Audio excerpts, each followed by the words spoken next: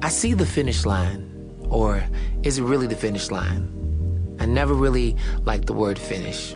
It has never sat well with me. This word just sounds so final. It gives me the feeling that everything is complete and there isn't any more work to be done. In life, I know that that's not true. There's always something to be done. We will run several races in life that are not about competing or getting to the end. I see it as the opposite. Life, that is. It is, I'm always lining up for a new race in my life. Every time I have to run a new race in my life, I look at the starting line and don't even worry about the finish line. I just know I need to get to my destination. No matter how tired, frustrated, depressed, or confused I may be, I've learned that God is the one who draws the finish line, and it's my job to cross over it. The blessing is in the crossover. At the moment, you will know when your test is over. At the point you are just preparing to run another race. I want to thank each and every person who reads this. Thank you for watching, cheering, and even helping me run my race. All things are possible to those that believe. Mark 9:23.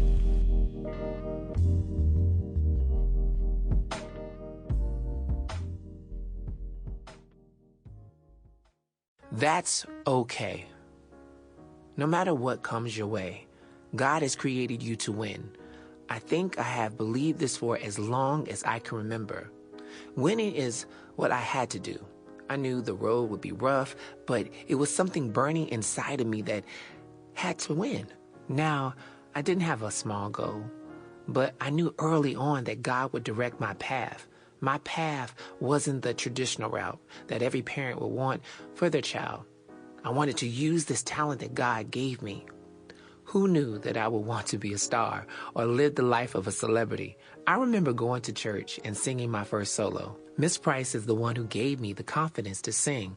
I had no idea what to expect, so I grabbed the microphone, closed my eyes, and started to sing. I only wanted to make my mother proud. Although my nerves were having their own party in the inside, I ignored them and sang anyway. When I finally opened my eyes, I was surprised at what I found. Instead of a disappointed mother, I found people worshiping God with tears running down their faces. That feeling of joy has been with me every day after. My mother raised me to know that God was my source, and I should always give him praise no matter what. And in that moment, I could feel God move. I'm so thankful that God allowed her to be my mother. Standing in front of a welcoming church crowd and being accepted would soon fade. The older I got, I began to see people look at me differently. As I began to mature into a young boy, the bullying began. Who knew the kids could be so cruel to someone who didn't look or act like them? I was on my way to learning a very valuable lesson. My love for singing slowly began to fade the more I was bullied. Over and over and over again. I soon switched to dancing, not the typical dancing that kids my age were doing. I wanted to dance like the Alvin Haley dancers and the beautiful Debbie Allen. Dancing was a way for me to still be creative without having to use my voice. Having a high-pitched voice and feminine mannerisms wasn't welcome, and I ended up in a lot. Sample complete. Ready to continue?